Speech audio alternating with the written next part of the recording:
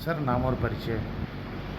मेरा नाम डॉक्टर अनुपम है। मैं जिला क्षय रोग अधिकारी रायबरेली। सर आप जिला क्षय रोग विभाग के मुखिया हैं रायबरेली के।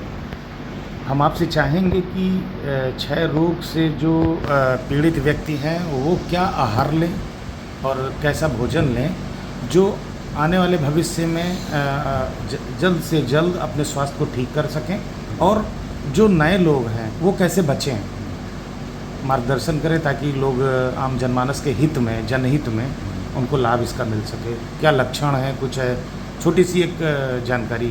देखिए, टीबी के बारे में बहुत ही जागरूक होने की ज़रूरत है। पहले इस बीमारी को लाइलाज माना जाता था। अब हर तरीके की टीबी का इलाज सरकार के पास है और बहुत अच्छी गुणवत्ता वाली जांचें हो रही हैं, जिससे कि बहुत जल्दी बीमारी का पता चल जा रहा है। फिर जब बीमारी पता चल जा रही है तो उसी के हिसाब से उसको, उस बीमारी के हिसाब से उसको दवाएं भी दी जा रही हैं। सर इसी क्रम में कौन कौन सी जांचें हैं? अगर कोई आदमी एक्सरे में लगता है कि उसको लक्षण है तो उसके आगे और क्या क्या जांचें उसको करानी चाहिए जो उसके लिए हितकर होंगी? देखिए, सबसे पहले बात करते हैं लक्षणों की।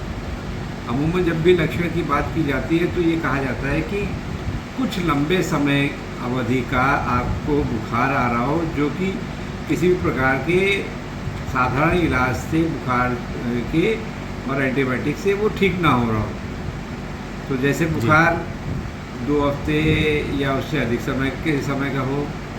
इसी प्रकार खांसी है, उसमें बलगम का आना भी हो सकता है और सूखी खांसी भी हो सकती है। दोनों प्रकार की खांसी अगर ट्रीटमेंट लेने के बावजूद भी नहीं सही हो रहा है और वो 10-15 दिन से ज़्यादा के समय का है, तो ये दोनों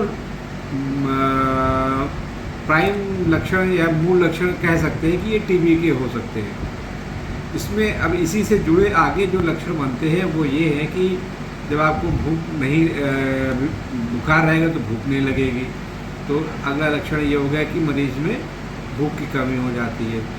जब भूख की कमी होगी तो उसका वज़न भी घटेगा, तो उसका अगला लक्षण कि उसका वज़न भी घटने लगता है।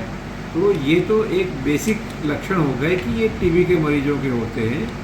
इन लक्षणों को अगर आप अपने शरीर में देख रहे हैं, स्वास्थ्य केंद्र है या जहाँ पे आपकी जांच हो सकती है वहाँ पे, और वहाँ पे जाके अगर एक्सरे है तो एक्सरे करा लीजिए।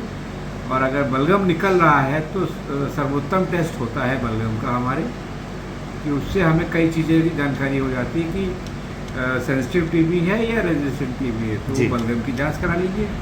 बलगम में 2 तरीके की जांच है। एक तो हम माइक्रोस्कोपी से बलगम जांच करते हैं, जिसमें कि हम कीटाणुओं को अपनी आंखों से देखते हैं कि इसमें टीबी के कीटाणु हैं कि नहीं है।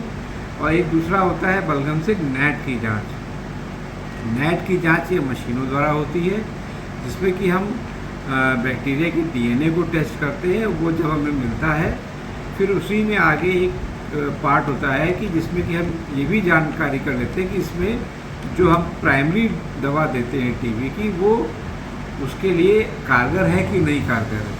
अगर कारगर होती है तो तुरंत उसका ट्रीटमेंट स्टार्ट हो जाता है, और अगर कारगर नहीं होती है तो फिर उसके लिए एक हम आगे जांच लखनऊ भेजते हैं और टेस्ट कराते हैं और उसका ट्रीटमेंट इनिशिएशन फिलहाल कर देते हैं कि लखनऊ से जब तक रिपोर्ट आती है। सर जो जांच आप लखनऊ भेजते हैं जी, उसको कौन सी जांच बोलते हैं? उसका आगे का वही मैं बताने ही जाना था। जैसे नेट टेस्ट हमने कर लिया, उसमें मान लीजिए आता है कि आपका जो टीबी का बैक्टीरिया है वो एक पर्टिकुलर ड्रग को सेंसिटिव नहीं है, तब हम लखनऊ एक LPA टेस्ट करते हैं जो कि लाइन प्रोब ऐसे टेस्ट होता है। ये हमें और भी ड्रग्स की सेंसिटिविटी बताता है जो कि हम इनिशियली हम देते हैं। तो वहाँ से हमें और ड्रग्स की टेस्ट का वो मिल जाता है पैटर्न, और उसी के आगे और अगर टेस्ट होते हैं तो कल्चर टेस्ट भी लगते हैं। अच्छा तो सर, चलिए ये तो जानकारी होगी कि एक्सरे कराया और उसके बाद नाट कराया, सीवी नाट कराई, LPA कराया। सर रख रखाव में जैसे क्या अच्छा आहार लें? हाँ, एक टीबी मरीज को अच्छा आहार क्या लेना चाहिए जिससे वो इस मैसेज के माध्यम से, इस वीडियो के माध्यम से। देखिए भोजन क्या लेना चाहिए, हाँ, आहार क्या लेना चाहिए? मैं उसी पे जाना था। तो बलगम की टीबी निकलती है तो सबसे पहली सावधानी तो ये करनी चाहिए कि आपको अपने नाक और मुंह पे कपड़ा लगा के रखना चाहिए शुरुआत के फेशियल ट्रीटमेंट के दौरान। दूसरा कि आपको अगर बलगम आ रहा है तो बलगम आप इधर उधर कहीं मत थूकिए। एक बाउल रख लीजिए जिसमें राख वगैरह रख के उसमें बलगम रखिए या किसी नाली में कर दिए, जिससे कि ये इन्फेक्शन आपका किसी दूसरे को ना शिफ्ट हो। अब आपने एक प्रिवेंशन वाला पार्ट कर लिया कि ये दूसरे को ना शिफ्ट हो। अब आपको अपनी सेहत देखनी है।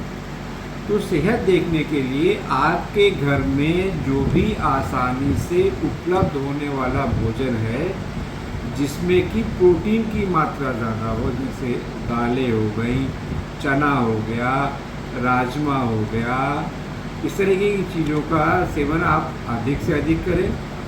क्योंकि जब ये आप लेंगे तो आपके बॉडी में रेजिस्टेंस, जो प्रतिरोध क्षमता है वो बढ़ेगी, और जब प्रतिरोध क्षमता बढ़ेगी तो आपको आपकी बीमारी से लड़ने की मदद मिलेगी। तो सर जैसा कि लोग कहते हैं कि मल्टीविटामिन लिख दीजिए, हाँ, तो बेस्ट आहार है या मल्टीविटामिन्स हैं?